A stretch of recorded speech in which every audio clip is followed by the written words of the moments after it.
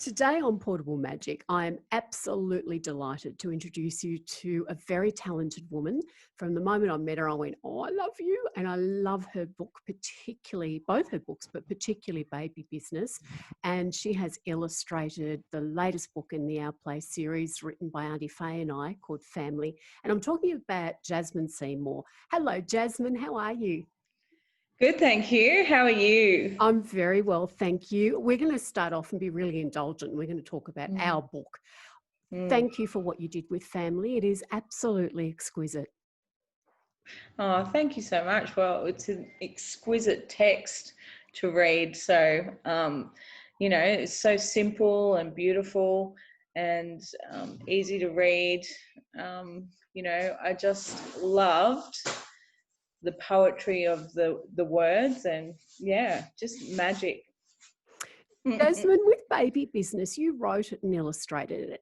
How different was it to come to someone else's words and work on them? It was very different because with Baby Business, I actually drew all the pictures first and then I wrote the text, which is how which is how I worked with that book. Because even though I had an idea of what the text might be, the pictures, when I had them all sorted, the text just went. So so it was hard. It was definitely different having the text and having to think about the pictures with that in mind.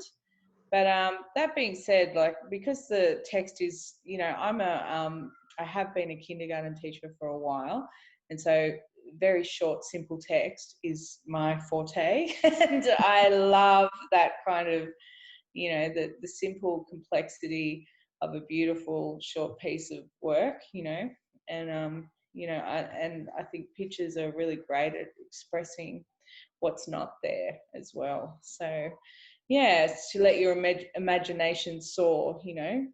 That's the great thing about picture books, isn't it? Yeah. Absolutely. Was it hard for you? Because Auntie Faye and I talked about it. We decided we didn't want to have any suggestions. We wanted it to be your baby. Like, there are the words, we're out. Was that hard, or do you prefer to get some sort of guideline?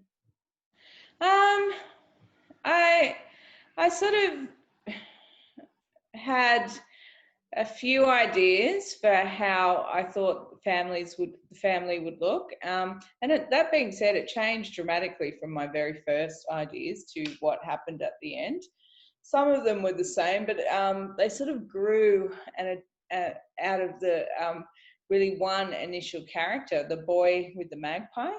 He was my very first attempt, and I was thinking about being out in the bush behind my house and the beautiful sun setting is when all the birds and animals are talking, and that just, that little bit of magic when you're just quietly walking through the bush. And as a Aboriginal person, you have these conversations with country that are they're just part of your soul, and so just that delight in beauty, in nature. Yeah. And so his little face looking up was the very beginning of my ideas for family, So and then once I sort of had him, and although he doesn't really fit, like, he's on the cover as well, but thinking who his friends might be, and who his extended family are, and what all that looks like in a contemporary way as well, because I really feel strongly that Aboriginal people are not often represented in contemporary ways. We don't get to see Aboriginal people being normal, just doing normal things. We always see them in the past, and we're not a people who are extinct by any stretch of the imagination. We're very, very here. Yeah, so And I think that's that's similar what to. I was thinking about. Yeah, well, that's very similar to the thing that Auntie Faye and I talked about from the word go, and we started working together. We wanted to show all the different nations and all the different clans as we could in illustration and in words, instead of just red dirt, because there was so much we were getting for a while there that was Uluru, but there's so much more. Yeah, that's right. We're very diverse. We don't look like what you expect we look like. We don't sound like what you would expect that we look like, because we're sold a story that we just stepped out of the Central Desert, and that the art is the only art that comes from the Central Desert, and that's the only authentic Indigenous story, which is not true. That's not truth telling. And so, we're very different to what people might think Aboriginal people are. Each You of know. your three books, Mm. Family, Kui Mitigar, and also Baby Business, they've got very different, they're beautiful in their colour palette. I'm not an artist, can you tell? So you can correct anything when you go, no, so it's this. But your colours are beautiful, very earthy, yet they're each one so different. What influenced you with your colour palettes? I really, for Baby Business, it's that real smoky look of country. So I grew up in Moralia, which is sort of the bush suburbs of Sydney, out on the Hawkesbury River. And that's where, like, my Indigenous family are from. They go all the way back to Maria Lock and Yarramundi, and they have always lived out there on that country. And that country is very misty, and sort of can be very dry, as well as being sometimes wet, but it has those beautiful water washed colours in the Sydney sort of sunsets. If you've been to Sydney in autumn, you know how stunning the sky is, and it's that the light that we have in Australia. That's what really I tried to get into those backgrounds, just that beautiful sense of space and sky, and that washed out sun color. That's what I Mm. love. Yeah. And again, contemporary, with the ancestors also part of it, but contemporary everyday people right through the three books, which is so important. Yes, that's right. Mm. Yeah. I'm a school teacher, and I've got all these contemporary Indigenous kids in my class who are a rainbow of kids, and Mm. with a huge, bunch of experiences that we don't get to hear, and they don't get to see themselves reflected in books. They get to see dreaming stories and stories set in the past about themselves, but never in the present. We never get to see an Indigenous kid riding a bike, That's No. what I really felt is missing for us, Never get to be seen as normal, or doing cultural things that are completely normal to us. And that's what I think is really cool about family. You get to see culture, continuing culture, because all of those things, these kids and we do all the time. We paint each other when we have celebrations. We dance at school all the time. We go out to sites. All of these things we still do. Yeah. One of my favourite pages, well, the last two particularly, where the boys are dancing, and then Mm. when the elder is pointing out the paintings, I just love Mm. that sense of family being so much more than just mum, dad, and kids, because that's the sort of Mm. Western way of looking at family. Yeah, well, that's right. I think the our elders are everything to us. They are absolutely everything. And I think about with my uncle and my nana, and just my dad once said to me, because I came down to Sydney and I was really annoyed that I had to live with my grandmother for a while, and he said to me that would be the best thing that I ever did, and it was just the greatest thing ever to be with her, on country with her. So very, very special. And I think we can forget how incredible our elders are. Mm. Yeah. Yeah, in all Yeah, cultures, yeah, we're that's right. shocking for it, really. Let's have Mm. a look at your ancestors and your family, because I didn't realise the important role that your ancestor played. Would you like to talk about him was it 1791?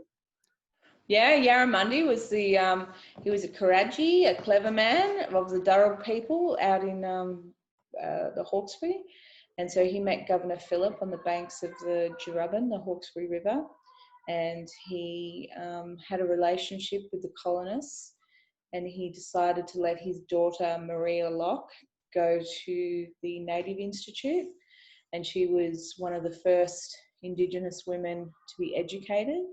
And we have this incredible letter that she writes to the governor of the time petitioning for land. So way before Mabo, you know, way before any of that has happened, she has written a formal letter in language that I would actually struggle to write. It is that well written, petitioning and saying, you know, you said you would give it to us. You haven't given it to us.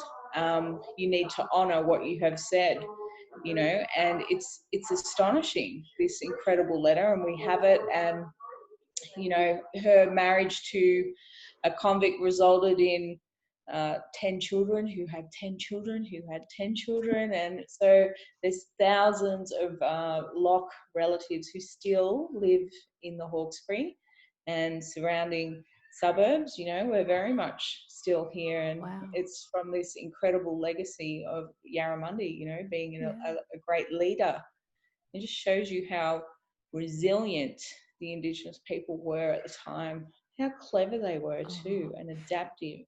I think too, the thing, and I said this to someone once and they looked a little surprised, but the incredible grace of Aboriginal people, and like with Yarramundi, with, oh gosh, everyone that you think of, perhaps not Barangaroo, she got a little bit narky, but that wanting to, you know, let's embrace the cultures, let's learn from each other when they were just treated so appallingly. He's another amazing example of that.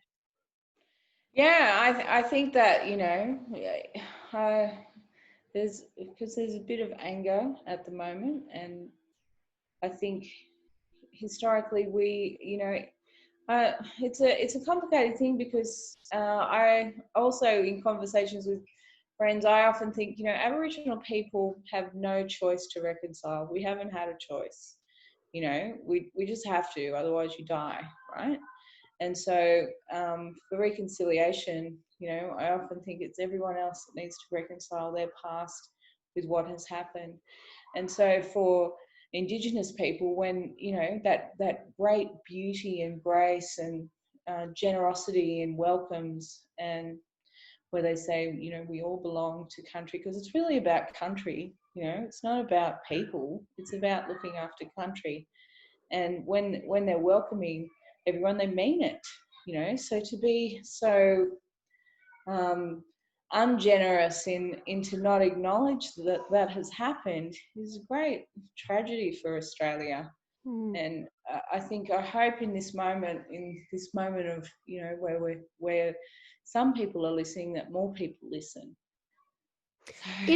In the classroom, because I know, having been a teacher, so many teachers get really worried about, am I teaching First Nation people culture correctly? For you as an educator who probably gets questioned 10 times a day, how do I approach this? How do I say this? Are you seeing a change? Do you think the change is coming? I definitely think the kids are all right. I think it's many older people who are still not all right. I hate to say it. You know, I think education has been amazing. Most of the kids nowadays grow up just accepting this. They wouldn't even blink an eye at having to be asked to do an acknowledgement. It's just completely normal to them. They know it's stolen ground. They know the history. They don't feel like they're to blame. They accept it and they want to do better. You know, Australia is a very multicultural nation. We have so many people from all over the place, and our culture, you know, Indigenous culture, is something that should be embraced by all Australians and celebrated, you know, because again, it's about country. It's not necessarily about a people. It's about loving the country and looking after it. And so I think, you know, I think the kids are doing really well. I do think some people have a way to go though, older people. Sadly, and it's not everyone. It's just a few. You know, when I went to school, I lived on the Hawkesbury. I went to a Hawkesbury school. I wasn't told a single thing about the Darug people. It's just the way it was, you know, because you all lumped into, they're just those Aboriginal people, and they don't exist anymore. Thank goodness it's changed from that. Let's go back to Eora and Darug, because I've always thought Aboriginal people from around that Sydney area were Eora, and my pronunciation's shocking, and you're allowed to roll your eyes because Auntie Faye does all the time. But that's not the correct term, is it? No, well, linguistically, there are no E's in East Coast Australian languages, right? So first of all, Eora is completely wrong because it's spelt with an E and the sound E is wrong. And so the real word is Yura, Y-U-R-O-R-A, Y-U-R-A, Yura. And it means people. And so Say some, it again, Jasmine, because it's beautiful. yeah, Yura. Now compare that to Eora, me saying it. There's no comparison. Right. That's right. And it was simply some white fella said, "Who are those people?" And a black person said, or an Aboriginal person said, "Yura." People. Yes. And you know, and it's only been a contemporary word, so it wasn't used by anyone who was recording language necessarily, except to say those people. It was picked up by the, we know exactly when it started to become in vogue because it was one of the Sydney museums who started using it, calling the people the Eora people. And as these things go with language, once something is out, it's very hard to get it back, you know. Do you think it's coming back? Are you getting control of the word Darug instead? No, because it's extremely complicated. Sydney is a place where all the clans come now, right? So all the tribes, it's a place of many, many tribes now. It's not what it was by any means. And so there are power plays with people being very invested in what Eora means to the Sydney hub. So Eora is this very glamorous thing where it's the harbour city, and you know, Mount Druitt and Western Sydney, where most of the blackfellas live, is not so glamorous. For people who want to be respectful and say the right thing, what is the best way to say to you? Do I say Eora or do I say Darug? What is the best way to approach people about that type of thing? Well, I guess it depends where you are and who you're speaking to. I would advise you, if you're talking to anyone on the Land Council in Sydney, to use Eora because that's the language they use.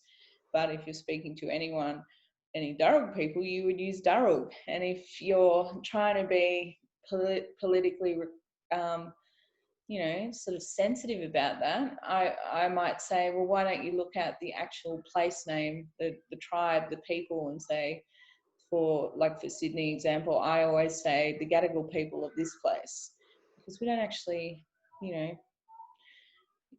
that name is not, Eora is not great. And equally too, some people believe that the Darug Nation is from the harbour all the way to the Blue Mountains. You know, I believe that. It's the same language group, but other people don't. So, you know, it's one of those things where you use the language of the people you're talking to. I think it's the safest way. Although we would rather it not be that way, but equally we don't want it to be called this, you know, the Sydney language, because we don't like that either. No, you know, I'm Victorian and I'm very parochial, so I get it. Yeah. How do we in Australia, everyday people, stop Black Lives Matter from becoming a trend that it just peters out and then the next one pops in? What can we do as a nation, do you think? Well, I think it's actually, I was asked this the other day, and I think for the general population, the best thing to do at the moment is to listen and not to run like a bull at a gate about it. But I think it is going to be achieved in steps. And so now that you've listened, you might, next time you hear somebody say something really disgraceful, you might just say, you haven't really thought about it this way. And if some council's not doing the right thing, you might say, well, I actually really want you to do an acknowledgement of country. That's really important to me. Then you might say, you mob are not treating that country very well, and so I'm not going to vote for you today. You know, I think that's the way you affect change, by the little things that you do all add up really big. Thank you for that, because I know you've probably asked 1,000 times, but I thought, here's a good chance for us to have a chat about it. openly, and it is important. Jasmine, back to the really important stuff, the illustrating. What's next for you? What are you doing next? I'm not actually sure. I'm just having a think about what I want to do next. I have some ideas of what I want to go forward. I think at the moment I'm really interested in language. I feel like we've been told a lie for a long time that Australian languages are too difficult, and that they're too different and they're too complicated and it's too hard. But I think when you look at a lens of Australia, and if we had really done the right thing, we would be a completely bilingual nation. With all of us being able to speak a little bit of the Indigenous language from where we're from. And because they are 80% similar, once you know a little bit about how language works, it's quite easy to pick up the neighbouring language. And so I think, I'm really interested in maybe seeing and pushing for, I don't know how I'm going to do this, but for some awareness that instead of being taught French and Italian like we do in primary schools, but maybe it would be a good idea to learn a tiny bit of linguistics and learn how our language works. What an amazing thing to give to the Indigenous kids and to everyone. You look at the way New Zealand is with culture, and even the non-Māori kids are just so full of culture, and that's because of language. That is, and something to envy, culture. isn't it? Their Prime Minister, their cultural respect. There's something about them, it really is. What about Yarramundi? Would you do something about him? Because that is an incredible story. Or Maria, or both. I have so many relatives. I feel like if I was ever to even attempt that, it would be such a massive thing to even get around. So yeah, I don't know about that, but I am interested in. I don't know if you saw the First Australians documentary. Oh yes, yep. Yeah, and when that story of Bennelong got told, and I just felt like I have never heard him spoken of like that, like a real person. And not a clown figure. Yeah, that's right. History, and it's like he was some sort of jester or clown. It's awful. And it's just so stunning and such an incredible story. And that's really made me think, we just haven't been telling stories the right way about our people. Or somebody else has been telling them, or I don't know. So something has to be done. Exactly. Because the Pemulwuy story is equally fascinating. I love the him. Barangaroo story is fascinating. She's a cracker. Like, she just was so brave. What I understand of her, I just love Barangaroo. If you're not sure who Barangaroo is, look her up. She's incredible, isn't she, Jasmine?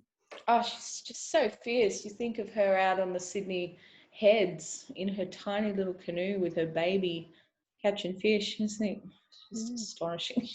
And taking a whip off Amazing. a guy flogging a prisoner. She took the whip off him and started to hit him because she thought it was so barbaric. She's, and then we'll get sort of move forward, and there's people like William Barak and William Cooper, and just, anyway, we could talk forever about them. Incredible. Yeah. Oh, so many stories. Yeah, I hope they all start coming out, particularly with this sort of, they want to get rid of statues and see more Indigenous stuff. So I really hope that gets some traction, We really start to need to look at these people like they were the real heroes of the time. And incredibly generous people too. You look at Cooper's story, and just amazing. Now, I should let you go because you're about to go on to school holidays, but instead of having a little bit of a rest, what are you doing for your school holidays, Jasmine? Oh, I'm at uni, finishing my Masters in Indigenous Languages in semester 2. So, so I'll be pedal to the metal again. Yes. Oh, good luck. Thank you so much. I know I'm watching the time because I know the bell's about to go and there'll be kids everywhere. Thank you so much for taking the time to talk to us. And more importantly, from the bottom of my heart and from Auntie Faye's, family is just absolutely superb. Thank you so much. Oh, thank you so much. I'm glad I honoured the text. It was beautiful. Oh, you sure did. You did more than honoured it. It's beautiful. Thanks, Sue. Good luck with the study. Thank you, Sue.